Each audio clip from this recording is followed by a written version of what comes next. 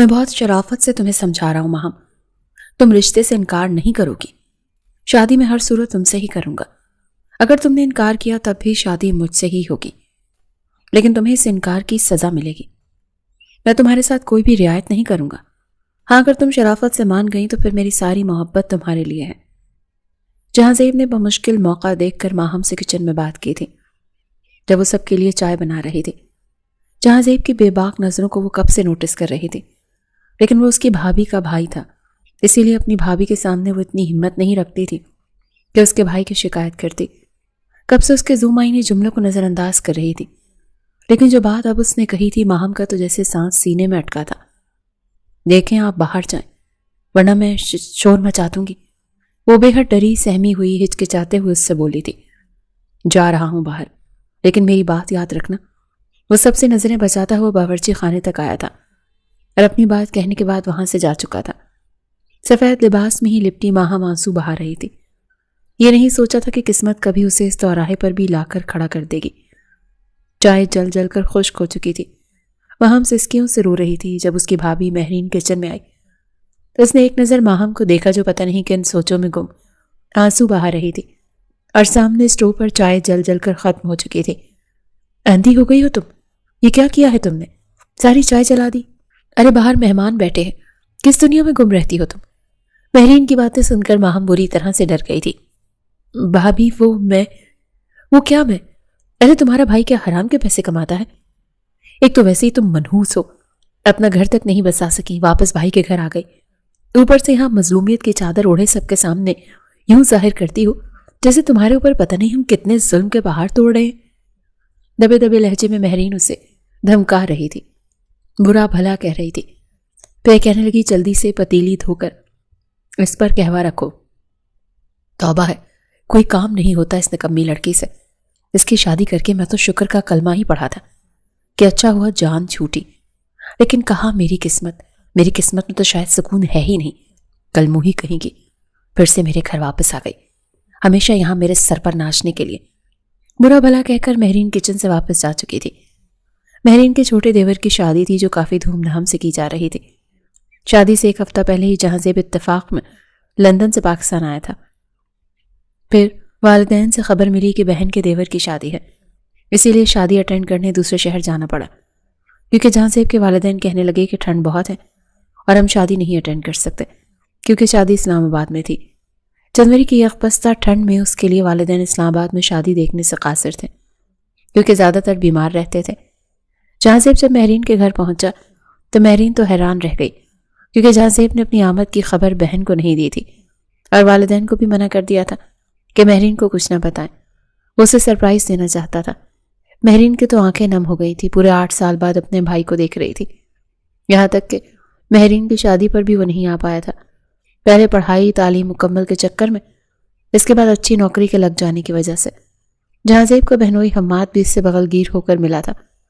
What a surprise جہاں زیب، اگر تم بتا دیتے تو ہم تمہیں کراچی ایئرپورٹ سے ریسیو کرنے کے لیے آ جاتے۔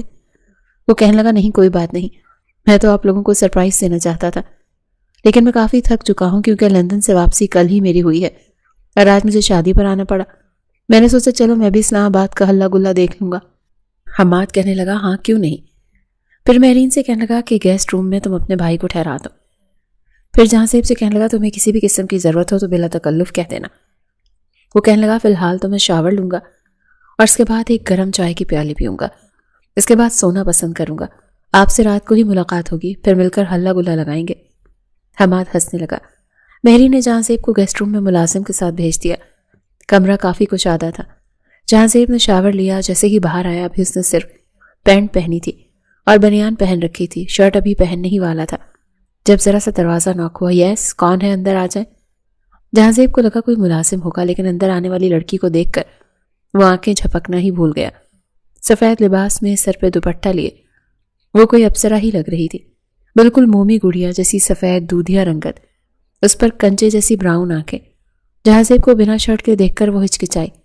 جہاں زیب تو نظریں پلٹنا ہی بھول گیا، حالانکہ مغربی حسن اس نے کافی دیکھ رکھا تھا، لیکن مشرقی حسن کا یہ رنگ پہلی بار آنکھوں نے دیکھا تھا۔ سادگی میں بھی اپنے حسن کی آپ مثال تھی وہ لڑکی، لیکن افسوس کی ملازمہ تھی۔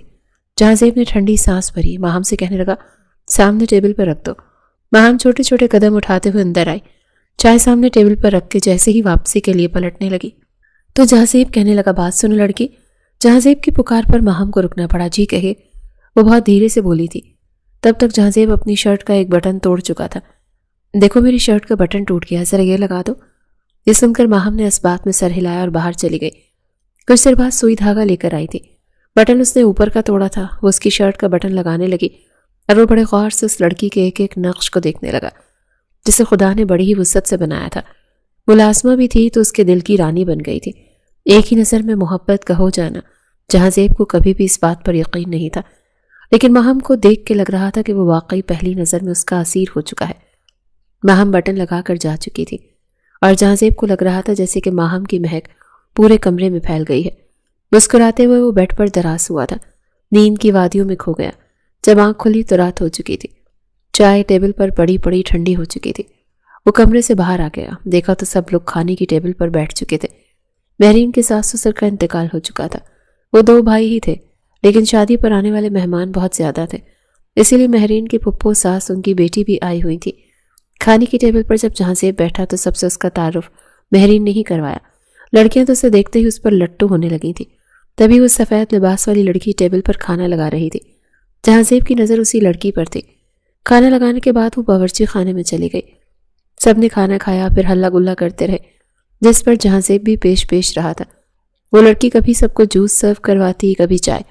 चाय का कप उसके हाथ से लेते हुए जहांजेब ने जानबूझकर उसकी उंगलियों पर अपनी उंगलियों को टच किया था। लग रहा था जैसे कोई मखमली कपड़ा हो। बेहद खूबसूरत लड़की थी। जहांजेब पल पल उसकी मोहब्बत में मुब्तला होने लगा था, इस बात से अनजान कि वो लड़की किसी मुलाजमा की बेटी नहीं थी, बल्कि इसी घर की बेटी थी। लेकिन उसके साथ मुलाजमों से बदतर सलूक हो रहा था, क्योंकि महरीन ये मेरी इकलौती बहन है और हमारी लाडली बहन है। तुमने इसकी किसी बात को टालना नहीं है। शादी की पहली रात ही महरीन दुल्हन बनी बैठी थी। जब हम्माद कमरे में दाखिल हुआ, महरीन ने नजरें उठाकर देखा तो वो अकेला नहीं था, बल्कि माहम उसके साथ थी। शरारत भरी मुस्कुराहट उसके चेहरे पर सजी हुई थी। महरीन हैरान थी कि कमरे में आखिर हम्माद माहम को क्यों लेकर आया है। हम्माद ने माहम तो अपने बेड पर महरीन के बिल्कुल सामने बिठाया था। फिर उसे कहने लगा, मेरे वालिदैन जिंदा नहीं है और मेरी बहन मेरे लिए बहुत अहमियत रखती है। माहम की कितनी अहमियत थी ये तो महरीन अच्छे तरीके से जान चुकी थी। अंदर ही अंदर उसे हम्माद की यह बात बहुत बुरी लगी थी। आज शादी की रात थी, अरमानों भरी रात थी, और वो अपनी बहन को सामने बिठाकर महरीन को ये बता रहा था कि उसकी बहन उसके लिए क्या अहमियत रखती है। उसकी रात तो उसे ये बताना चाहिए था कि महरीन उसके लिए क्या अहमियत रखती है। बहरहाल पहली ही रात महरीन के दिल पर एक गिरह सी बन चुकी थी। माहम उसे कभी अच्छी नहीं लगती थी, लेकिन हम्माद जिस कदर माहम को अहमियत देता था, ना चाहते हुए भी महरीन को अपना रवैया माहम के साथ बहुत अच्छा रखना पड़ा। शादी को चंद दिन ही गुजरे थे। हालांकि हम्माद ने कहा था कि 15 दिन मुलाजिमीन ही तुम्हारी खिदमत करेंगे, लेकिन माहम की फरमाइश पर महरीन को तीसरे ही दिन किचन में खड़ा होना पड़ा, क्योंकि वो कह रही थी कि भाभी के हाथ की बिरयानी खाऊंगी। महरीन दिन ब दिन माहम से चिढ़ खाने लगी थी, क्योंकि हम्माद के अलावा उसका छोटा भाई अब्बास भी माहम पर जान छिड़कता था। दोनों भाइयों की जैसे जान बसती थी अपनी छोटी बहन में। वो दोनों भाइयों से काफ़ी छोटी थी। माँ बाप का प्यार तो ज़्यादा नहीं मिला, लेकिन भाइयों ने हाथ का छाला बना के रखा था, इसीलिए महरीन से वो कभी भी बर्दाश्त नहीं होती थी। अपने घर में वो भी ऐश करती आई थी, लेकिन यहाँ आकर नंद की फरमाइश पर जब कुछ खाना पकाना पड़ता तो उसे बुरा लगता था। इसीलिए प्यार और मोहब्बत से हम्माद के दिमाग में ये डालना शुरू किया कि लड़कियों की शादी कम उम्री में ही कर देनी चाहिए। अच्छे रिश्ते कम उम्री में ही आते हैं। हम्माद इन बातों से ज़्यादा वाकिफ नहीं था, पर जिस तरह से महरीन माँ की तरह माहम का ख्याल रख रही थी, उसके खुलूस पर शक नहीं कर सकता था। इसीलिए उसके रिश्ते की जिम्मेदारी भी महरीन पर डाल दी। महरीन ने पहले रिश्ते पर ही हामी भर ली, न ज़्यादा छानबीन करने दी और न ही ज़्यादा तय की, और माहम की शादी करके उसको रुखसत कर दिया। उसने जब अपने दोनों भाइयों को बेहद खुश देखा तो अपने आंसू छुपा नहीं सकी। वो तो उसे खुशी से मुबारकबाद के तौर पर मिठाई खिलाने आए थे, मगर माहम को रोते देखकर उसके दोनों भाई उसे सीने से लगाकर कहने लगे कि क्या हुआ है माहम, तुम तो हमारी जान हो, रो क्यों रही हो।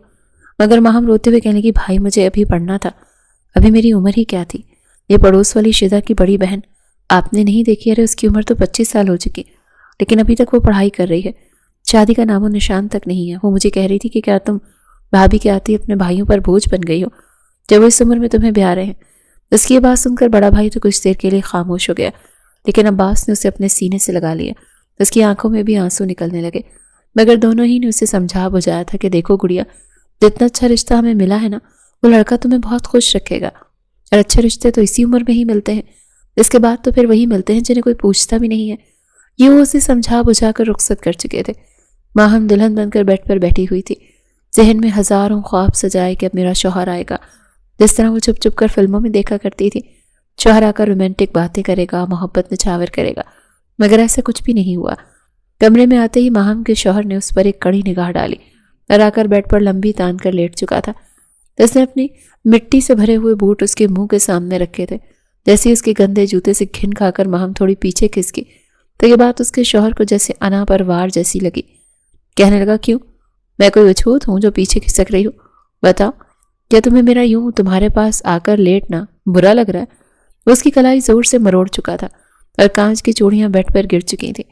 وہ سہم کر رونے لگی تھی جب غصے سے اس کا شوہر بولا کہ جوتے اتارو میرے۔ اس نے ڈرتے ڈرتے جوتے اتارے تھے۔ موزوں کی بدبو نے اسے ابکائی لینے پر مجبور کر دیا، مگر وہ بس سہم کر جوتے اتار کر ایک جانب کو لگ چکی تھی۔ وہ دلہن بنی تھی کہ جب وہ کہنے لگا کہ جاؤ جا کر میرے لیے کڑک سی چائے بنا کر لاؤ اور چینی کم ڈالنا، مجھے زیادہ میٹھا پسند نہیں ہے۔ یہ اس کی پہلی رات کچھ اس انداز میں گزری تھی کہ اس کے بعد کبھی سکون سے سو نہیں پائی، بلکہ راتیں اس کی روتے ہوئے گزرنے لگی تھی۔ شادی کو کچھ عرصہ بھی نہیں بیتا جب ماہم پر ایسا الزام لگا جس نے اس کی زندگی ہی بدل کر رکھ دی۔ لیکن یہ راز بعد میں کھلا کہ ماہم کو 18 کا مرض ہے۔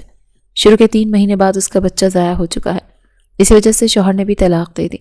یہ بیماری تو جیسے ماہم کے لیے بہت بڑی اذیت بن چکی تھی۔ سب اسے منحوس کہنے لگے تھے کہ اپنے بچوں کو کھا گئی۔ 6 مہینے بعد اسے طلاق ہو چکی تھی۔ واپس اپنے بھائی کے گھر آ گئی، لیکن اس بار بھائیوں کا رویہ بہت مختلف تھا۔ سمجھتے تھے کہ شاید ماہم کو کوئی اچھوت کی بیماری ہے۔ اس وقت اتفاق تھا کہ مہرین امید سے تھی۔ مہرین تو اس کے سائے سے بھی پیچھے رہتی تھی کہ کہیں اس کے بچے کو کوئی نقصان نہ پہنچے، اور حماد ان دنوں مہرین کا بہت خیال رکھتا تھا۔ اپنی بہن کو اپنی بیوی کے پاس پھٹکنے بھی نہیں دیتا تھا۔ اس کے ہاتھ سے پکی ہوئی چیز مہرین کو نہیں کھلانے دیتا تھا۔ ماہم جو محبت اور لاڈ پیار سے پلی تھی، روتی رہ جاتی، لیکن دونوں بھائی اسے دیکھنا بھی پسند نہیں کرتے تھے۔ آہستہ آہستہ وقت گزرنے لگا۔ مہرین کے گھر بیٹا ہوا۔ ماہم کا بڑا دل چاہا کہ وہ اپنے بھتیجے کو گود میں لے، لیکن حماد نے سختی سے منع کر دیا کہ اپنا سایہ بھی میرے بیٹے پر نہ ڈالنا۔ دیکھو مہرین، میں جانتا ہوں تمہارے لیے یہ بات تھوڑی کڑوی ہوگی، لیکن تم جانتی ہو نا تمہیں یہ بیماری ہے۔ ہمارے معاشرے میں ایسی عورتوں کو ڈائن کہا جاتا ہے جو اپنے بھی بچے کھا جاتی ہیں اور اپنے ساتھ منسلک باقی رشتوں کے بچوں کو بھی کچھ اس طرح سے نحوست پھیلاتی ہیں کہ وہ زندہ نہیں بچ پاتے۔ تمہیں اگر سچ میں اپنے بھائی اور اس کی اولاد سے محبت ہے تو آئندہ کے بعد میرے بچے کو چھونے کی بھی کوشش مت کرنا۔ ماہم ہی جانتی تھی کہ اس نے یہ الفاظ اپنے دل پر کس طرح سے برداشت کیے تھے۔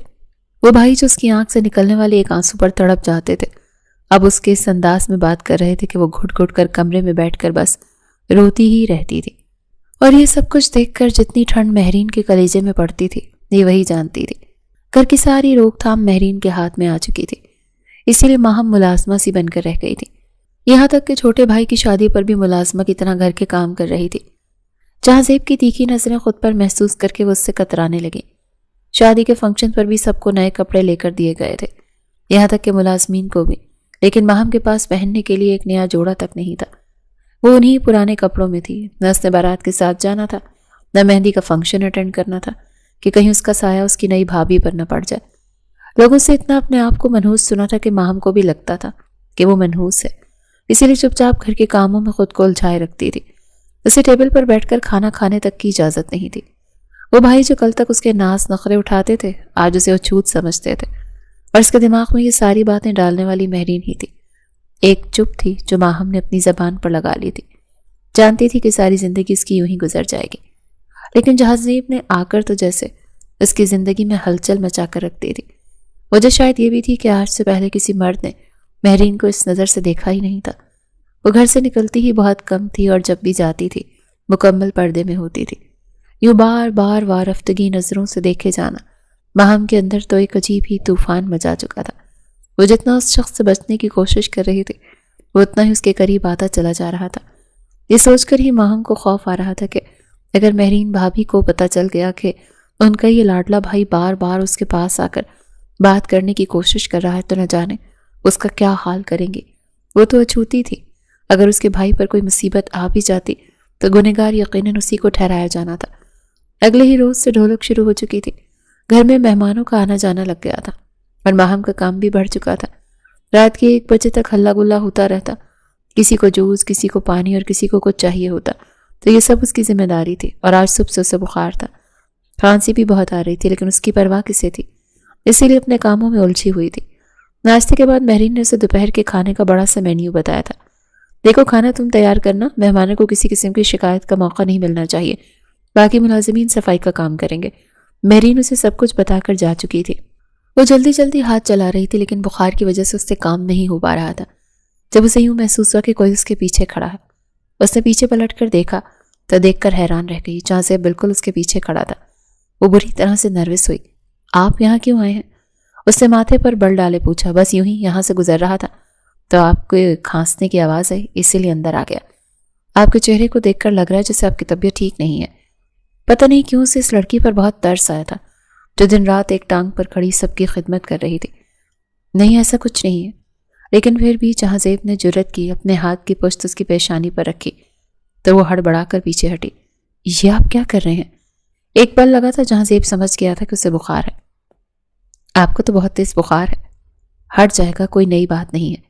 جہاں زیب کہنے لگا، میرے لیے تو نئی بات ہے، ہمارے ہاں ملازمین کے ساتھ بھی نرم رویہ رکھا جاتا ہے محترمہ۔ چلیں یار، میں آپ کو ڈاکٹر کے پاس لے جاتا ہوں۔ لیکن ماہم کئی قدم پیچھے ہٹی۔ جی نہیں، بہت شکریہ، اپنے احسانات آپ اپنے ملازمین کے ساتھ کیجیے گا، میں آپ کی ملازمہ نہیں ہوں۔ بڑے غصے سے یہ کہتے ہوئے چھری سے تیزی سے پیاز کاٹنے لگی۔ اتنا سارا کھانا آپ اکیلے بنا رہے ہیں؟ آپ کے ساتھ کوئی بھی ہیلپ کرنے والا نہیں ہے؟ جہاں زیب نے بھرے ٹیبل کو دیکھا جس پر مختلف چیزیں پڑی تھیں جو سب کی سب ماہم کو ہی بنانی تھی۔ دیکھیں، آپ یہاں سے جائیں، مجھے میرا کام کرنے دیں۔ میرے خیال سے آپ نے مہرین کو نہیں بتایا کہ آپ کی طبیعت خراب ہے، ورنہ یقیناً میری بہن آپ کا بہت خیال رکھتی۔ ہو سکتا ہے آپ کو 2 دن کی چھٹی دے دیتی، اپنے گھر جا کر آرام کر لیجئے۔ آپ کو اس وقت آرام کی ضرورت ہے، اور اتنے ملازمین ہیں، وہ کھانا بنا لیں گے۔ نہیں بھی بنایا تو بازار سے آ جائے گا۔ پتہ نہیں کیوں اسے اس نازک سی لڑکی پر بڑا ترس آ رہا تھا۔ میرا کوئی گھر نہیں ہے، بڑی دل گرفتگی سے اس نے کہا تھا۔ پیاس کے ساتھ ساتھ اپنی آنکھوں سے آنسو بھی بہا رہی تھی۔ اپنے گھر میں بیٹھی تھی، لیکن ایک ملازمہ کی طرح۔ جہاں زیب نے اس کے ہاتھ سے چھری پکڑی اور ایک طرف پھینک دی۔ چلو میرے ساتھ، میں تمہیں ڈاکٹر کے پاس لے جاتا ہوں، میں دیکھتا ہوں کہ کون تمہیں منع کرتا ہے۔ خواہ مخواہ مظلوم بننے کا ڈرامہ نہ کرو۔ جب کسی کو بتاؤ گی نہیں کہ تم بیمار ہو تو کیسے کسی کو علم ہوگا؟ حالانکہ صبح جب مہرین اسے کوارٹر میں اٹھانے گئی تھی تبھی اس نے کہا تھا کہ بھابھی مجھے بہت بخار ہے، مجھ سے تو اٹھا بھی نہیں جا رہا۔ مہرین کہنے لگی، یہ نخرے کسی اور کو دکھانا، پتہ ہے نا گھر میں شادی ہے اور کتنے بکھیڑے پڑے ہیں، جلدی سے اٹھو اور سب کچھ کرو۔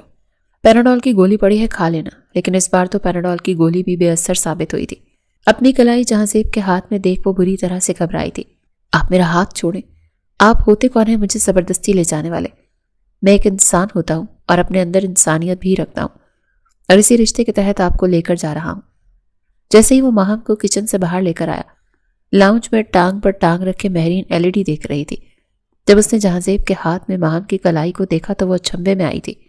جہاں زیب، یہ تم کیا کر رہے ہو؟ تم نے ماہم کا ہاتھ کیوں پکڑ رکھا ہے؟ ارے بھائی، تمہاری یہ ملازمہ بڑی عجیب ہے، بخار سے تپ رہی اور کہہ رہی ہے ڈاکٹر کے پاس نہیں جانا۔ یہ سن کر مہرین نظر چرانے لگی تو اسی وقت حماد بھی سیڑھیاں اتر رہا تھا۔ جہاں زیب کی بات سن چکا تھا، پھر جہاں زیب کے پاس آ گیا، اس کے ہاتھ سے ماہم کا ہاتھ چھڑوایا۔ ملازمہ نہیں ہے، یہ میری چھوٹی بہن ہے۔ یہ سن کر تو جہاں زیب کے تو ہوش ہی اڑ کے رہ گئے۔ بہن ہے؟ وہاں واپس کچن میں جا چکی تھی اور اس بار رونے لگی کہ اب بھی اس کے بھائیوں کو یاد ہے کہ میں ان کی بہن ہوا کرتی تھی۔ جہاں زیب نے تو جتنا حیران ہوتا اتنا کم تھا۔ کہنے لگا، کیا ہو گیا حماد بھائی؟ یہ آپ کی بہن کیسے ہو سکتی ہے؟ اگر بہن ہے تو اس کے ساتھ ملازمہ والا رویہ کیوں رکھا جا رہا ہے؟ حماد کہنے لگا، اس لیے کہ یہ منحوس ہے، سبز قدم ہے، اسے جو بیماری ہے کوئی بھی شادی شدہ حاملہ عورت اس کے سائے سے بھی ڈرتی ہے، ورنہ اسے بھی یہ بیماری لگ جائے گی، اسی لیے ہم اسے الگ تھلگ رکھا ہوا ہے۔ جہاں زیب کہنے لگا، ایسی بھی کون سی بیماری ہے آپ کی بہن کو؟ مہرین بولی، اسے 18 کا مسئلہ ہے، ارے 2 بچے کھا چکی ہے اپنے، ایسی عورت کبھی ماں نہیں بنتی۔ بڑے اچھے اور بڑے گھر میں اس کی شادی ہوئی تھی، لیکن جب اس کے شوہر کو اس بات کا علم ہوا تو اس نے اسے طلاق دے دی۔ اللہ ایسی عورتوں کے سائے سے بھی بچائے بھائی، توبہ توبہ۔ یہ تو حماد کی بہن ہے تو ہم نے اسے گھر میں مجبوراً رکھا ہوا ہے، ورنہ ہم تو اسے نکال چکے ہوتے۔ مہرین نے بے نیازی سے کہا، واٹ نان سنس! میں حیران ہوں، اتنے پڑھے لکھے ایجوکیٹڈ ہو کے آپ لوگ ان باتوں پر یقین رکھتے ہیں؟ میں بھی یہ کوئی بیماری ہو اور 100% پاسبل ہے کہ اس کا علاج بھی ضرور ہوگا۔ یہ کون سا آپ نے نیا ریت رواج نکالا ہے کہ ایسی عورت کو اچھوت سمجھ کر گھر کی نوکرانی بنا دیا جائے جس میں اس کا کوئی قصور ہی نہیں ہے؟ مجھے تم سے اتنی چھوٹی سوچ کی ذرا بھی امید نہیں تھی۔ مجھے نہیں پتا تھا کہ تم شادی کے بعد اتنی دقیانوسی قسم کی عورت بن جاؤ گی۔ تم نہیں جانتے، یہ سچ ہے، اور ہماری دادیاں نانیاں شروع ہی سے ہمیں یہی بتاتی آئی ہیں کہ ایسی عورت کے سائے سے بھی دور جانا چاہیے۔ جس پر اس کا سایہ پڑ جائے اس کا بچہ بھی ضائع ہو جاتا ہے۔ ارے بھائی، میں نے تو 9 ماہ کیسے گزارے ہیں یہ میں ہی جانتی ہوں۔ کمرے کی قیدی ہو کے رہ گئی تھی، پھر جا کر اللہ نے مجھے سلمان دیا ہے۔ اپنے بیٹے کو گود میں اٹھا کر وہ چومنے لگی۔ میں نے تو آج تک کبھی سے اپنے بیٹے کو ہاتھ تک لگانے نہیں دیا۔ جیسے جیسے جہاں سے ماہم کے بارے میں جان رہا تھا اسے اپنی بہن اور بہنوئی پر افسوس ہو رہا تھا۔ کہنے لگا، اگر آپ کو لگتا ہے کہ یہ اچھوت ہے اور یہ سبز قدم ہے تو ٹھیک ہے، پھر میں اس سے شادی کر لیتا ہوں۔ میں بھی تو دیکھوں کہ اس سے شادی کرنے کے بعد میری زندگی میں ایسی کون سی انہونی ہو جاتی ہے، ایسا کون سا نقصان ہو جاتا ہے۔ یہ سننا تھا کہ مہرین چلا کر بولی، خبردار، جو تم نے ایسا سوچا بھی تو۔ ارے بھائی، اکلوتے بھائی ہو میرے، میں چاہوں گی کہ تمہاری نسل بڑھے۔ خبردار، جو تم نے ماہم کے لیے ایسی کوئی بات کہی۔ ارے بھائی توبہ کرو، پتہ نہیں کون سی گھڑی قبولیت کی ہو جائے، اللہ معاف کرے۔ جہازیب کہنے لگا کہ آپ کے سامنے یہ بات ثابت کرنا چاہتا ہوں کہ اگر اسے کوئی بیماری ہے تو اس کا علاج ہے، اور وہ میں کرواؤں گا۔ یہ شادی بھی کرے گی اور میرے بچے بھی پیدا کرے گی، اور پھر میں آپ لوگوں کو عملی طور پر ثابت کر کے دکھاؤں گا کہ جسے آپ اچھوت سمجھ رہے ہیں وہ اچھوت نہیں ہے۔ جہازیب نے کہا، اسے ہنسنے کا، اچھے کپڑے پہننے کا، شادی کرنے کا، ہر چیز کا حق حاصل ہے۔ یہ سن کر حماد مہرین کی طرف دیکھ رہا تھا جو غصے سے لال پیلی ہوتے اپنے اکلوتے بھائی کو دیکھ رہی تھی۔ کچن میں کھڑی ماہم نے جب یہ سب سنا تو اسے جہازیب پر غصہ آیا تھا، کیونکہ وہ تو اپنی بات کہہ کر چلا جائے گا، پیچھے سے شامت تو اس کی آنی تھی۔ مہرین تو اس کا جینا دوبھر کر کے رکھ دے گی۔ ایک کردار ہی تو بچا تھا اس کے پاس، اس کی دھجیاں بھی وہ اڑا کر رکھ دیتی، یہ مشہور کر دیتی کہ وہ اس کے بھائی پر ڈورے ڈالتی ہے، اپنے حسن کا جال بچھاتی ہے، اور وہ نہیں چاہتی تھی کہ اس کے کردار پر کوئی بھی آنچ آئے۔ اسی لیے اس نے چھری ٹیبل پر پھینکی اور باہر آ گئی، سیدھی جہازیب کے سامنے آ کر کھڑی ہو گئی۔ آپ کون ہوتے ہیں میری زندگی کا فیصلہ کرنے والے، اور یہ حق آپ کو کس نے دیا ہے؟ جہازیب کو توقع نہیں تھی گمسم ڈری سہمی لڑکی یہ اس کے سامنے آ کر بھی بول سکتی ہے۔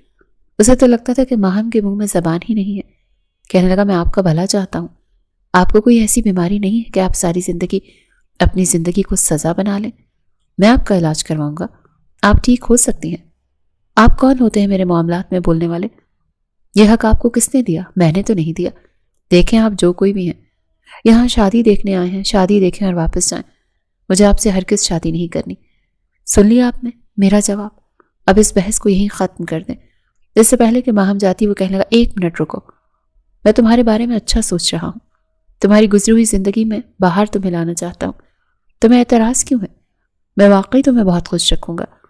لیکن ماہم نے صاف انکار کر دیا، مجھے نہیں چاہیے خوشیاں، میں اپنی اس زندگی سے بہت خوش ہوں۔ جہازیب کو اس لڑکی پر حیرت ہوئی تھی، ماہم جا چکی تھی۔ مہرین کہنے لگی، سن لیا تم نے اس کا جواب؟ دیکھ لی اس لڑکی کی اکڑ؟ ارے دفع کرو اسے، اس کو اس کی زندگی جینے دو۔ جب اسے کوئی اعتراض نہیں ہے تو تمہیں کیا تکلیف ہے؟ ایک سے بڑھ کر ایک لڑکی تمہارے لیے ہے، جس پہ ہاتھ رکھو گے وہ شادی کے لیے تیار ہو جائے گی۔ کہاں تم میرے شہزادے بھائی اور کہاں وہ منحوس سبز قدم لڑکی۔ جہازیب اپنے کمرے میں چلا گیا۔ کافی دیر ماہم کے بارے میں سوچتا رہا کہ وہ کیوں کر رہی ہے ایسا، اسے تو چاہیے فوراً سے ہاں کر دے۔ وہ واقعی اسے خوش رکھنا چاہتا تھا۔ بہرحال شادی کے فنکشن سٹارٹ ہو چکے تھے، نہ وہ مہندی پہ گئی نہ بارات کے ساتھ، اسے سادے لباس میں گھر پر ہی بیٹھی رہی۔ البتہ بارات پر جہازیب جلدی ہی ہال سے واپس گھر آیا تھا، حالانکہ ابھی کئی رسمیں باقی تھیں۔ اتفاق تھا کہ تمام ملازمین اپنے اپنے کوارٹرز میں جا چکے تھے کیونکہ رات کا فنکشن کافی لیٹ ہو چکا تھا۔ البتہ ماہم جاگ رہی تھی، وہیں لاؤنج میں ڈائننگ ٹیبل پر کرسی پر بیٹھی اونگ رہی تھی، کیونکہ مہمانوں کے آتے ہی اسے سب کے لیے چائے سرو کرنی تھی، پھر جا کر اسے آرام نصیب ہونا تھا۔ 3 دن سے بخار میں تھی، بس پیناڈول کھا کر کام کر رہی تھی۔ جہازیب نے جب اسے گہری نیند میں دیکھا اور اونگتے ہوئے دیکھا تو اس کے پاس کھڑا ہو گیا، کہنے لگا، ماہم۔ وہ بری طرح سے چونکے، سامنے جہازیب کو دیکھ کر ماتھے پر بل پڑے۔ 3 دن سے تمہیں بخار ہے اور مجھے بہت برا لگ رہا ہے، چلو آؤ میں تمہیں دوائی لے دیتا ہوں، میں تمہارے لیے ہی فنکشن چھوڑ کر آیا ہوں۔ بڑی بے تکلفی سے جہازیب نے اس کی کلائی پکڑی۔ ہاتھ چھوڑو میرا، ہوتے کون ہو تم میری خیر خواہی کرنے والے؟ اس بار جہازیب کو غصہ آیا تھا، اس کی کلائی پکڑے وہ زبردستی اسے باہر لے آیا اور اپنی گاڑی میں بٹھا دیا۔ وہ ڈرائیونگ سیٹ سنبھال چکا تھا۔ چوکیدار سے کہنے لگا دروازہ کھولو۔ چوکیدار نے دروازہ کھول دیا۔ عجیب زبردستی ہے، تم ہوتے کون ہو میرے ساتھ یوں زبردستی کرنے والے؟ ماہم کو غصہ آیا۔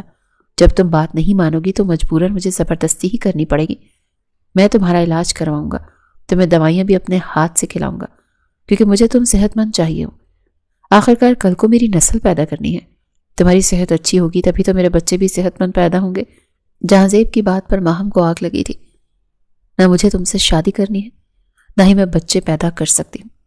اگر تم نے زبردستی میرے ساتھ کچھ بھی کیا تو میں اپنی جان لے لوں گی، سن رہے ہو تم؟ میں چلتی گاڑی سے کود جاؤں گی۔ ماہم کی دھمکی سن کر جہانزیب نے گاڑی کی سپیڈ اور تیز کر دی۔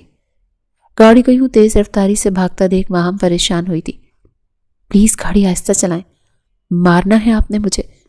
یہ سن کر جہانزیب کے چہرے پر مسکراہٹ چھائی تھی۔ ہاں تمہیں ویسے بھی مرنا ہے نا، تو میں نے سوچا کیوں نہ دونوں اکٹھے مر جائیں، اگلے جہان میں جا کر مل لیں گے، کیا خیال ہے؟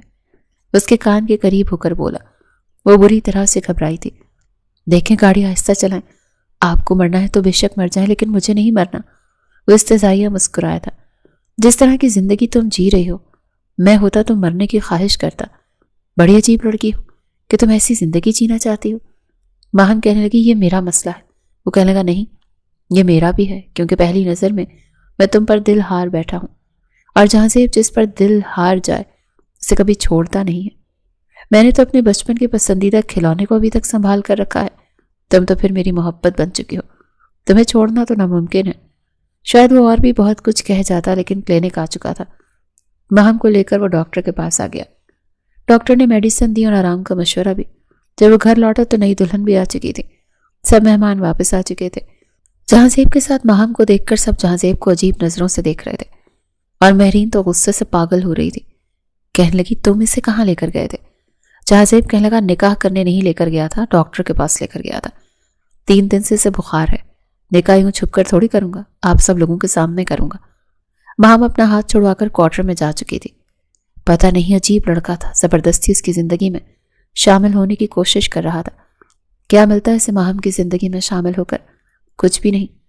وہ تو اسے کچھ بھی نہیں دے سکتی تھی، اور جانتی تھی کہ مہرین ایسا ہونے بھی نہیں دے گی۔ بہرحال دوا کا اثر جیسے ہی ہونا شروع ہوا تو ماہم کو نیند آنے لگی۔ وہ اپنے کمرے میں آ کر دروازہ لاک کر کے سو چکی تھی۔ جب کچھ دیر بعد ہی دھاڑ سے دروازہ کھلا، مہرین اندر داخل ہوئی، اسے بازو سے دبوچ کر اٹھا چکی تھی۔ پھر ایک تھپڑ بھی اس کے منہ پر جڑ دیا تھا۔ کہنے لگی ڈائن کہیں کی، مجھے پہلے ہی پتا تھا کہ تو کوئی نہ کوئی گل ضرور کھلائے گی۔ اگر مجھے تیرے کرتوتوں کا پتا ہوتا تو میں اپنے بھائی کو یہاں پر آنے ہی نہ دیتی۔ تو نے ہی ڈورے ڈالے ہیں نا میرے بھائی پر، اور اب بھی اتنی معصوم بن کر میرے بھائی کے سامنے شریف بن رہی ہے۔ میں کبھی بھی تیری شادی اپنے بھائی سے نہیں ہونے دوں گی۔ وہ سرخ ہوتے چہرے سے اپنی بھابھی کو دیکھ رہی تھی، ابھی بھی بخار میں تھی۔ کچھ دیر پہلے صاف الفاظ میں جہانزیب کہہ چکا تھا کہ میں اگر شادی کروں گا تو صرف اور صرف ماہم سے ہی کروں گا۔ آپ جو بھی کہہ لیں، آپ کے بھائی کا کل ولیمہ ہو جائے تو ساتھ ہی شام کو آپ ماہم کی رخصتی بھی میرے ساتھ کر دیں۔ میں چاہتا ہوں کہ جب یہاں سے واپس جاؤں تو وہ میری بیوی بن کر میرے ساتھ جائے۔ مہرین تو کسی طور پر یہ قبول نہیں کر پا رہی تھی۔ اس نے تو رات کو ہی اپنے ماں باپ کو بھی یہ سب کچھ بتا دیا تھا۔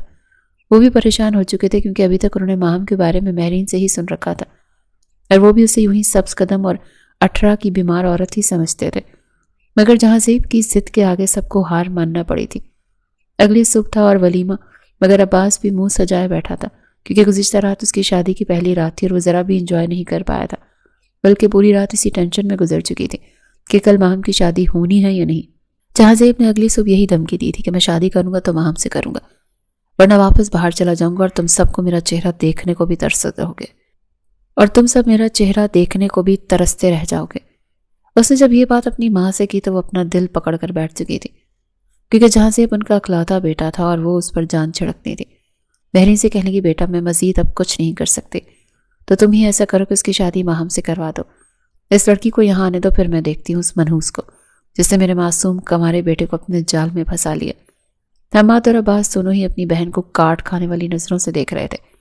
مہرین بھی خفا سی بیٹھی تھی، جبکہ جہانزیب تو بہت خوش تھا۔ کہنے لگا کہ آج شام کو ولیمے کے فنکشن کے ساتھ ہی میرا اور ماہم کا نکاح ہوگا۔ ماہم کے کمرے میں جب اسے یہ خبر دینے گیا کہ مائی سویٹ ہارٹ، آج شام تم میرے ساتھ رخصت ہو کر یہاں سے ہمیشہ کے لیے چلو گی، تو اس پر پھٹ پڑی۔ کہنے کی بس بھی کریں، آپ کیوں میرا مزید مذاق بنوانا چاہتے ہیں؟ کیا پہلے میری زندگی کم دکھوں سے بھری تھی؟ جب آپ نے آ کر مزید اسے دردناک بنا دیا ہے۔ میں آپ سے شادی بالکل بھی نہیں کروں گی۔ مولوی صاحب نے اگر مجھ سے پوچھا بھی تو میں صاف انکار کر دوں گی۔ میں یہاں سے بھاگ جاؤں گی۔ جہاں زیب بھی سینے پر ہاتھ باندھے اسی کو دیکھ رہا تھا۔ کہنے لگا چلو ٹھیک ہے، اگر تم یہی چاہتی ہو کہ یہاں پر رہ کر اپنے سگے بھائیوں کا غیر ذمہ دارانہ رویہ دیکھتی رہو اور خود کو اچھوت، منحوس اور نہ جانے کیسے کیسے گھٹیا القابات سے نوازتی رہو تو ٹھیک ہے، کہہ دینا، لیکن ہونا تو تم نے میرا ہی ہے، چاہے جیسے بھی ہو۔ ماہم بالکل بے بس سی ہو چکی تھی۔ ابھی تو پچھلی شادی کے زخمی نہیں بھرے تھے کہ اب جہاں زیب کا جنون اسے پاگل کر رہا تھا۔ وہ ایک گہری سانس خارج کر کے رہ گئی۔ شام کو اس کی بھابھی نے تو اس کی پچھلی شادی کا ہی اور اسی لباس نکال کر بیڈ پر پھینکا تھا کہ یہی پہن کر تیار ہو جاؤ، مگر جہاں زیب اپنے لیے شیروانی اور ماہم کے لیے خوبصورت سی ریڈ کلر کی میکسی خود لے کر آیا تھا اور باقاعدہ بیوٹیشن سے اسے تیار بھی کروایا تھا۔ ایک نظر جب ماہم نے خود کو دیکھا تو وہ خود کو پہچان ہی نہیں پا رہی تھی۔ کیا یہ وہی ماہم تھی؟ شرارتی، نٹکھٹ سی، سب کی لاڈلی۔ بہت عرصے بعد اس کے چہرے پر ایک الگ ہی روپ آیا تھا جو شاید جہاں زیب کی محبت کا تھا۔ پورے ہال میں چہمگوئیاں ہو رہی تھی۔ سبھی حیران تھے کہ ماہم کی شادی، وہ بھی ایسے اچانک جہاں زیب کے ساتھ۔ کئی عورتوں کی زبان پر تو یہ تھا کہ ارے یہ تو 18 کی مریض ہے نا، یہ مہرین کیا پاگل ہو گئی ہے جب اپنے اکلوتے بھائی کی شادی اس مریضہ سے کروا رہی ہے۔ لیکن جہاں زیب کو ان باتوں سے کوئی فرق نہیں پڑ رہا تھا۔ مولوی صاحب آ چکے تھے۔ ایجاب و قبول جب ہونے لگا تو ایک نظر ماہم نے جہاں زیب کی طرف دیکھا تھا۔ سرگوشی نما انداز میں کہنے لگی کہ پلیز ایسا مت کریں، مجھ سے اگر آپ کی شادی ہو گئی تو آپ کی بھی زندگی برباد ہو جائے گی۔ مگر جہاں زیب نے اس کا دوسرا ہاتھ تھام لیا تھا۔ کہنے لگا سائن کرو۔ نکاح ہو چکا تھا۔ جب اپنے بھائیوں کے پاس ملنے کے لیے آئی، دل تو اس کا یہی تھا کہ ایک آخری بار اپنے بھائیوں کے سینے سے لگ کر وہ ساری تلخیاں مٹا کر زندگی کی نئی شروعات کرے۔ مگر دونوں بھائیوں نے مہمانوں کے سامنے تھوڑی بہت لاج رکھنے کے لیے بس اس کے سر پر ہاتھ ہی پھیرا تھا، اور مہرین نے تو اسے دیکھ کر اپنا منہ ہی پھیر لیا تھا، حالانکہ اپنے بھائی کے گلے لگ کر پھوٹ پھوٹ کر روئی تھی۔ یہ بولتی رہی کہ پتہ نہیں اب ہمارے ساتھ آگے کیا ہوگا، تم نے اپنے پاؤں پر خود کلہاڑی ماری ہے۔ جہاں سے بے تحاشا خوش تھا۔ وہ سیدھا ایئرپورٹ پہنچا تھا جہاں پر ٹکٹ اس نے پہلے ہی بک کروا رکھی تھی، اور چند گھنٹوں میں ہی وہ واپس اپنے گھر پہنچ چکا تھا، جہاں پر دروازے پر اس کے ماں باپ ایک عجیب سے تاثرات لیے دونوں کا انتظار کر رہے تھے۔ جب جہاں زیب کی والدہ نے اپنی بہو کو دیکھا تو ایک پل کو تو اسے دیکھتی ہی رہ گئی تھی۔ بے ساختہ ان لوگوں سے نکلا کہ اتنی خوبصورت شہزادی جیسی لڑکی بھلا منحوس کیسے ہو سکتی ہے۔ جہاں زیب نے خود ہی ماہم کو اپنا کمرہ دکھایا تھا۔ ماہم وہاں پر بس چپ چاپ ہی سکتے کی کیفیت میں بیٹھی تھی، خود کو کمتر سمجھ رہی تھی اور بس روئے جا رہی تھی، جبکہ وہیں جہاں زیب نے اپنے ماں باپ کو یہ یقین دلایا تھا کہ موم ڈیڈ یقین مانے، یہ لڑکی بالکل بیٹی بن کر آپ دونوں کا خیال رکھے گی۔ لوگوں کی کہی باتیں بہت جلد میں جھوٹ ثابت کر دوں گا۔ مہرین کی عادتیں تو اپنے ماں باپ اور بھائی سے بالکل مختلف ہیں۔ اس کے ماں باپ بھی اپنے بیٹے کو اپنی نئی زندگی کی شروعات کی ڈھیروں دعائیں دیتے ہوئے کمرے میں بھیج چکے تھے۔ جہاں زیب جب کمرے میں آیا تو بیڈ پر نیم دراز ماہم نیند کی وادیوں میں کھو چکی تھی، گال ابھی بھی آنسوؤں سے بھیگے ہوئے تھے۔ جہاں زیب تو بالکل سرشاری میں ڈوبا ہوا اس کے پاس آیا تھا۔ اس سے تو یقین ہی نہیں آ رہا تھا کہ اس کی من چاہی عورت اسے مل چکی ہے۔ اس کے قریب آ کر بیٹھا۔ ماہم کو بالکل بھی خبر نہیں ہوئی تھی کہ کوئی اس قدر دیوانگی سے اسے دیکھ رہا ہے۔ اس کے گالوں پر بہتے ہوئے آنسوؤں کو دیکھ کر جہاں زیب کو کچھ ہوا تھا، اس کے مزید قریب ہو گیا اور اپنے ہاتھ کی انگلیوں سے اس کے چہرے پر آنسوؤں کو صاف کر کے کہنے لگا بس اس کے بعد تم نہیں رو گی، تم صرف اور صرف خوش رہو گی، تمہارے چہرے پر صرف مسکراہٹ ہوگی۔ میں کسی کو اختیار نہیں دیتا کہ تمہیں رلائے۔ وہ بھی سرگوشی ہی کر رہا تھا جب ماہم ہڑبڑا کر اٹھ بیٹھی۔ وہ فوراً سہم سی گئی تھی جب جہاں زیب کہنے لگا ریلیکس، کچھ نہیں ہوا، سوری میں نے تمہیں ڈسٹرب کر دیا، ڈرنے کی ضرورت نہیں ہے، میں نے کچھ نہیں کیا۔ جہاں زیب شرارت سے بولا تو وہ جو ابھی بھی نیند کی خماری میں تھی ہڑبڑا کر کہنے لگی آپ کے بوٹ کہاں ہیں؟ جہاں زیب جس کو عادت تھی کہ وہ اپنے کمرے میں جوتے پہن کر آتا ہی نہیں تھا دروازے کی طرف اشارہ کر کے کہنے لگا وہ وہاں پر پڑے ہیں۔ کیوں؟ کیا ہو گیا؟ وہ ہڑبڑاتے ہوئے کہنے لگی آپ نے پہلے کیوں اتار دیے جوتے؟ جوتے تو میں نے اتارنے تھے نا۔ سہاگ رات کو تو بیوی خود اپنے ہاتھوں سے شوہر کے جوتے اتارتی ہے۔ جہاں زیب اس کی بات پر جتنا حیران ہوتا اتنا کم تھا۔ کہنے لگا کہ کیا کہہ رہی ہو تم؟ لگتا ہے ابھی بھی نیند میں ہو۔ لیکن وہ جھٹ سے کہنے لگی نہیں، وہ پچھلے شوہر نے بھی تو یہی کیا تھا، گندے بوٹ میری گود میں رکھ دیے تھے اور کہا تھا کہ اتارو، پھر چائے بھی بنا کر لانی ہوگی نا۔ آپ کو میٹھا زیادہ پسند ہے یا کم؟ وہ بس ہذیانی ہو کر بولے جا رہی تھی اور جہاں زیب اس کا چہرہ دیکھ رہا تھا۔ ماضی میں جو کچھ اس کے ساتھ ہو چکا تھا کچھ نہ کچھ جہاں زیب سمجھ چکا تھا۔ پھر سر جھٹک کر پھیکا سا مسکرا گیا۔ بڑے پیار سے اس نے دونوں کاندھوں سے ماہم کو پکڑا اور پھر کہنے لگا تم یہاں پر بیٹھو، میں تمہارے لیے دودھ اور دوا لے کر آتا ہوں۔ وہ خود ہی باہر گیا تھا، پھر گرم دودھ اور دوا لے کر آیا تھا۔ اپنے ہاتھوں سے اس نے ماہم کو دی تھی اور پھر بیڈ پر سونے کے لیے لٹا چکا تھا۔ چاہتا تو یہی تھا کہ آج رات وہ ماہم کو اپنا بنا لے، لیکن وہ ابھی بھی تھوڑے صدمے اور بخار کی کیفیت میں تھی۔ کچھ دیر میں ہی ماہم سو چکی تھی اور جہاں زیب اس کے بے حد قریب لیٹا کتنی ہی دیر اس کا چہرہ دیکھتا رہا۔ اپنے ہاتھوں سے اس نے اس کی جویلری اتاری تھی اور پھر اپنی باہوں میں اسے سمیٹ کر وہ بھی پرسکون نیند سو چکا تھا۔ اگلی صبح بخار کا زور ٹوٹ چکا تھا اور ماہم کی ہی پہلے آنکھ کھلی تھی۔ جب اس نے اپنے بے حد قریب جہاں زیب کو دیکھا تو ہڑبڑا کر اٹھ بیٹھی۔ جہاں زیب بھی جاگ چکا تھا۔ اسے یوں کھلے بالوں میں سٹ پٹایا ہوا دیکھ کر مسکرا کر کہنے لگا شادی کی پہلی صبح مبارک ہو میری جان۔ یہ سن کر ماہم تھوڑی شرما سی گئی تھی، لیکن پھر سر کو کھجاتے ہوئے کہنے لگی میں کب سوئی تھی اور میں نے آپ کو تنگ تو نہیں کیا؟ آپ میرے پاس کیوں سوئے تھے؟ کہیں آپ نے میرے ساتھ کچھ کیا تو نہیں؟ جہاں زیب شرارت سے اسے دیکھ کر کہنے لگا تم صرف بخار میں تھی، بے ہوشی کی دوا نہیں پلائی تھی میں نے تمہیں، جو تمہارے ساتھ اتنا سب کچھ ہو جاتا اور تمہیں پتہ بھی نہ چلتا۔ چلو شاباش، ایسے مجھے کچھ بھی کرنے کا مزہ نہیں آنا تھا جب تک تم پورے ہوش و حواس میں میرا بھرپور ساتھ نہ دیتی۔ کل تو تمہیں بخار تھا اسی لیے تمہارا لحاظ کر گیا، لیکن آج رات میں تمہارا لحاظ نہیں کروں گا۔ اس روز ان کا ولیمہ تھا اور وہ تیار ہو کر سبھی مہمانوں کے سامنے بیٹھی تھی۔ یہاں تو جو بھی اسے دیکھ رہا تھا دیکھے ہی جا رہا تھا۔ خاندان کی عورتیں اس کی ساس سے یہ کہہ رہی تھیں ارے تم نے تو ہیرا ڈھونڈا ہے، ہیرا، کتنی پیاری بہو ہے تمہاری، ماشاءاللہ، نظر نہ لگے، یہ تو ہمیں چاند اور تارے کی جوڑی لگ رہی ہے۔ یہ سن کر جہاں زیب کی والدہ بس پھیکی سی مسکرا رہی تھی۔ ماہم کے ساتھ ابھی انہوں نے کوئی خاص بات چیت نہیں کی تھی، وہ تو خود سادہ سی خاتون تھی۔ ولیمے کی شب جب وہ اپنی جیولری اتار کر رکھ رہی تھی تو بار بار جہاں زیب کی باتیں بھی اس کے ذہن میں آ رہی تھی۔ وہ جس طرح بار بار اسے محبت بھری نگاہوں سے دیکھ رہا تھا، اس کا ہاتھ پکڑ رہا تھا، سب کے سامنے اسے پر اعتماد دکھا رہا تھا اور بار بار محبت کا اظہار کر رہا تھا۔ یہ سب کچھ سن کر ماہم کو خوشی تو بہت ہوئی تھی، لیکن نہ جانے کیوں اسے اپنی خوشیوں ہی سے تو خوف آ رہا تھا۔ کچھ دیر بعد جہاں زیب بھی کمرے میں آ چکا تھا اور پھر اس کا ہاتھ تھام کر بیڈ پر بیٹھ گیا۔ کہنے لگا آج میں کوئی بہانہ نہیں دیکھوں گا تمہارا، آج رات تم میرے دل کی ساری مرادیں پوری کرو گی۔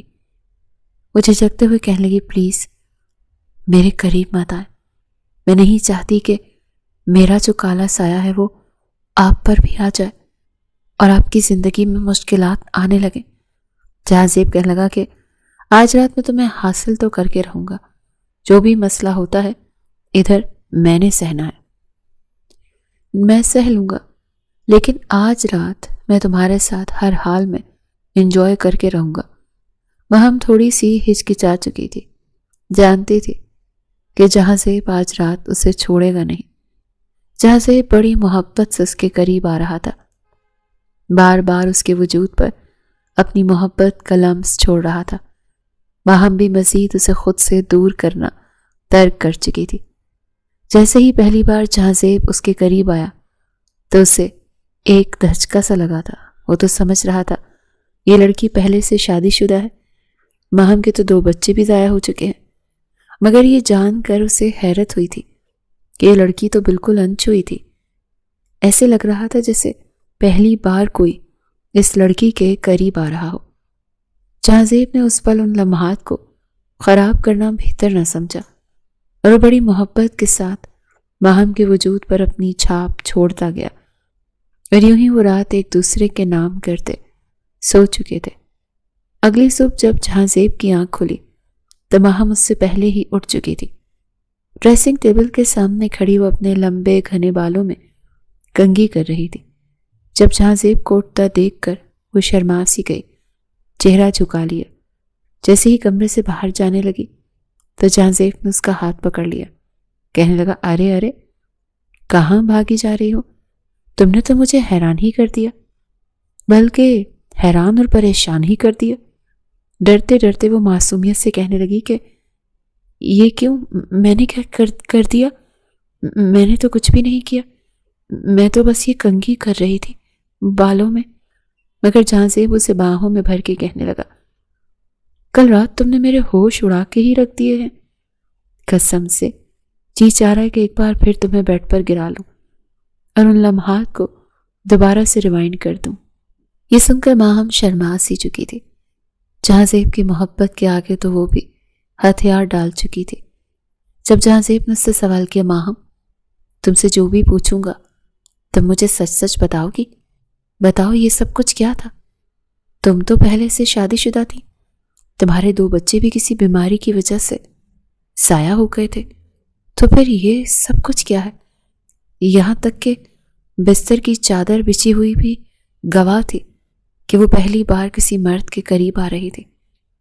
ماہم نے پہلے تو خاموشی اختیار کی، لیکن جہاں نے اسے کہا تھا کہ جب تک تم مجھے سچ نہیں بتاؤ گی میں تمہیں اس کمرے سے باہر جانے نہیں دوں گا۔ ماہم ایک بار پھر رونے لگی تھی اور اس کے آنسو صاف کر کے کہنے لگا، ارے بابا اس میں رونے والی کیا بات ہے؟ اتنے پیار سے تم سے پوچھ رہا ہوں، تم ہو کہ بس بات پر رونے ہی لگ جاتی ہو۔ ماہم نے جو انکشاف کیا تھا، جہاں تو حیرت سے بس اسے دیکھے ہی جا رہا تھا۔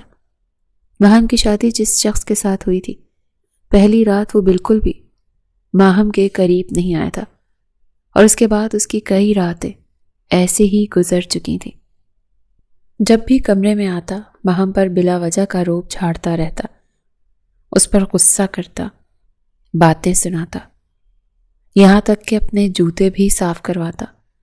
اسے نیچ اور کمتر ثابت کرنے میں اس نے کوئی کسر نہیں چھوڑی تھی۔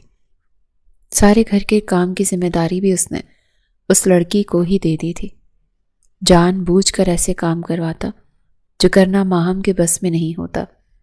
وہ جس قدر لاڈ پیار سے پلی تھی، اسے ورد درد اپنے شوہر کے ہاتھوں ذلیل ہوتی جا رہی تھی۔ جب ایک روز اس نے اپنے شوہر کو کسی لڑکی سے کال پر بات کرتے ہوئے سنا جو ماہم کے سابقہ شوہر کی ایک گرل فرینڈ تھی، جس پر وہ اپنی جان چھڑکتا تھا، مگر چونکہ وہ برادری کے باہر کی لڑکی تھی اسی لیے اس کے گھر والے اس کے ساتھ شادی کرنے کے لیے نہیں مانے تھے اور ماہم سے اس کی شادی کروا دی تھی۔ وہ ابھی بھی اسے پسند کرتا تھا اور اس کو کسی بھی حال میں اپنی زندگی میں لانا چاہتا تھا۔ یہ وجہ تھی کہ اس نے ماہم کو چھوا تک نہیں تھا۔ جب شادی کو 3 ماہ گزرنے لگے اور گھر والے بار بار یہ فرمائش کرنے لگے کہ ابھی تک کوئی خوشخبری کیوں نہیں آئی، ارے کب تم ہمیں پوتا اور پوتی کی خوشخبری سناؤ گی، تب ماہم کو ڈرا دھمکا کر اس کے سابقہ شوہر نے کہا تھا، تم سب کے سامنے یہ ڈرامہ کرو گی کہ تم ماں بننے والی ہو۔ ماہم تو پہلے ہی اپنے شوہر سے بے حد خوفزدہ تھی، اس نے ایسے ہی کیا تھا، لیکن جیسے ہی 5-6 مہینے گزرے تو خود ہی خبر پھیلا دی کہ بچہ ضائع ہو گیا ہے۔ یہ لڑکی تو ہے ہی بے وقوف، پھوہڑ قسم کی، اسے تو بچے سنبھالنا ہی نہیں آتا۔ اس کے بعد دوبارہ سے اس نے یہی ڈرامہ کیا تھا۔ اپنے شوہر کی حقیقت سے ماہم واقف تھی، لیکن کسی کو کچھ بتا نہیں سکتی تھی۔ 2 بار جان بوجھ کر یہ الزام لگایا کہ اس نے اپنا بچہ ضائع کر دیا ہے۔ اسے تو وہ 18 کی بیماری ہے۔ میں تو اس عورت کے ساتھ نہیں رہ سکتا، یہ تو منحوس ہے۔ یوں ماہم کو طلاق دے چکا تھا، اور پھر اپنے ماں باپ کو جیسے تیسے مجبور کر کے اس نے اپنی من پسند لڑکی سے شادی بھی کر لی تھی۔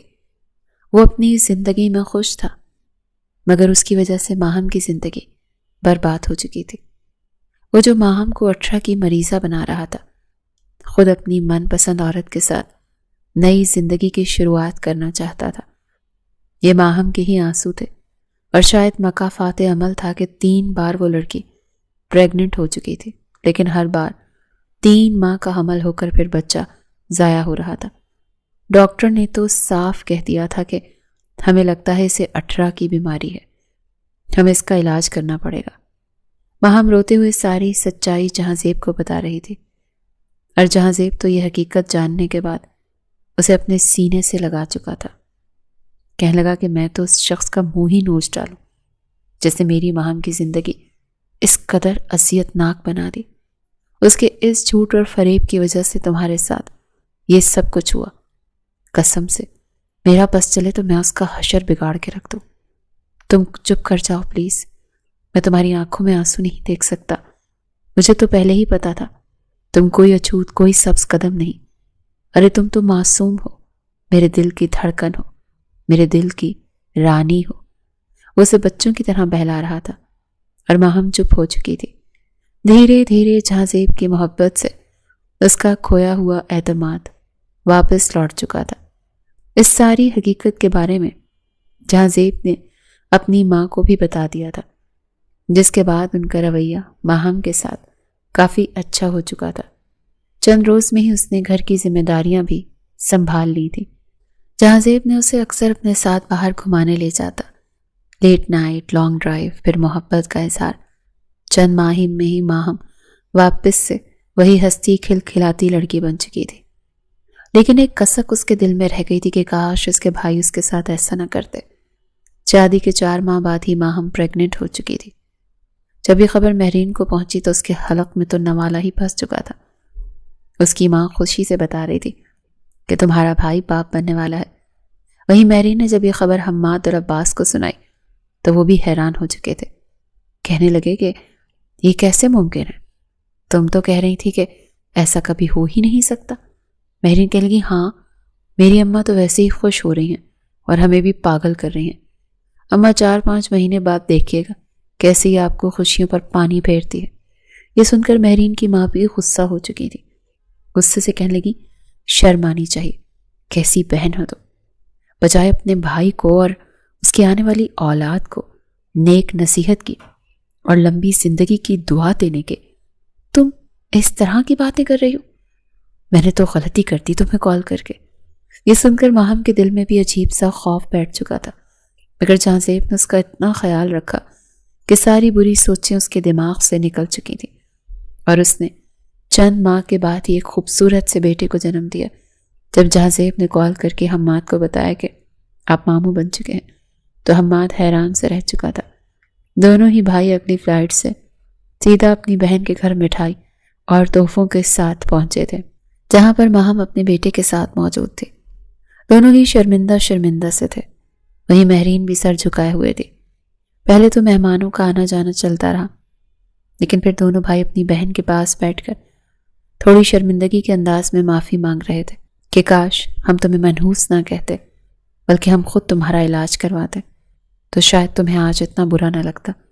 ہم تو بس روایتی پن میں آ کر اپنی بہن سے دور ہو گئے، ورنہ تم تو ہماری شہزادی تھی۔ انہیں سمجھ نہیں آ رہی تھی کہ کن الفاظ میں وہ اپنی غلطی کا ازالہ کریں، مگر تبھی جہاں زیب خود بولا تھا۔ کہنے لگا، کوئی بیماری نہیں تھی اسے، یہ تو بس آپ لوگوں کی غلطی تھی جو کم عمری میں اس کی شادی کروا دی، اور جس شخص سے کروائی وہ عمر میں اس سے کافی بڑا تھا، اسے ڈرا دھمکا کر رکھتا تھا، جھوٹ پر جھوٹ بول کر، الزام لگا کر ماہم کو کمتر اور کمزور کر دیا تھا۔ لیکن اب یہ میرے ساتھ بالکل صحیح ہاتھوں میں آئی ہے۔ وہ رونقیں جو خوشی اس کے چہرے پر کبھی ہوا کرتی تھی وہ میں واپس لا چکا ہوں۔ جب حقیقت سے جہاں زیب نے انہیں آگاہ کیا تو وہ شرمسار سے ہو چکے تھے۔ حماد کا رویہ مہرین سے بھی تھوڑا بدل چکا تھا، وہیں مہرین کو تو اپنے گھر بچانے کی فکر لاحق ہو چکی تھی۔ بہرحال ایک ہفتہ تینوں بہن بھائی ایک ساتھ رہے، پھر سبھی ماہم کو ڈھیروں دعائیں دیتے واپس چلے گئے۔ ماہم اپنے بیٹے کو گود میں اٹھائے سب کو الوداع کہہ کر جیسے ہی پلٹی تو جہاں زیب پیچھے ہی کھڑا تھا۔ 9 مہینے سے اس لڑکی کو دیکھ رہا تھا جو اس کے ہاتھ آ ہی نہیں رہی تھی۔ فوراً بچے کو اٹھا کر اپنی ماں کی گود میں دیا اور کہنے لگا کہ اور کتنا صبر کرواؤ گی محترمہ، اب تو ڈاکٹر نے بھی کہہ دیا کہ تم اپنے شوہر کے پاس آ سکتی ہو، چلو اب مزید مریضہ بن کے نہیں رہنے دوں گا تمہیں۔ حلیہ درست کرو، آج ہم باہر ڈنر کریں گے، آئس کریم کھائیں گے اور واپسی پر تمہیں اسپیشل ٹریٹمنٹ دینا ہوگا، وہ بھی مجھے۔ آخر میں نے 9 مہینے کا پیار نکالنا ہے تم پر۔ ماہم تو اس کی بات سن کر ہی شرما چکی تھی، سینے پر ایک مکہ مار کر ہنسنے لگی کہ آپ بھی نا، ذرا شرم نہیں ہے آپ کو، مگر اسے باہوں میں بھر کر اس کے ماتھے پر لب رکھ چکا تھا۔ کہنے لگا کہ یار، ایک تو تمہاری شرماتے ہوئے ہنسی، میں تو اس پر دل و جان سے قربان۔ یہ کہہ کر اسے باہوں میں بھر کر ایک ٹھنڈی پرسکون سانس خارج کر کے رہ گیا، اور ماہم بھی جیسے اسے پا کر خود کو دنیا کی خوش نصیب ترین عورتوں میں شمار ہو چکی تھی۔